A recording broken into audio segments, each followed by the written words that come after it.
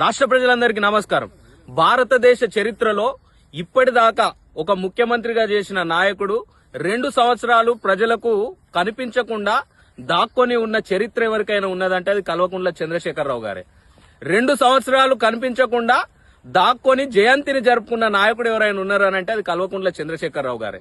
ఈయనను ప్రజలు నమ్మి అధికారం ఇస్తే 10 సంవత్సరాలు తెలంగాణ రాష్ట్రాన్ని, మిగులు రాష్ట్రాన్ని అప్పుల పాలు చేసి కుటుంబం అంతా తెలంగాణ రాష్ట్రం మీద పడి దున్నపోతుల్లాగా తిని మిగులు రాష్ట్రాన్ని 8 లక్షల కోట్ల అప్పులు చేసిన కుటుంబ చరిత్ర ముఖ్యమంత్రి కల్వకుంట్ల చంద్రశేఖరరావు.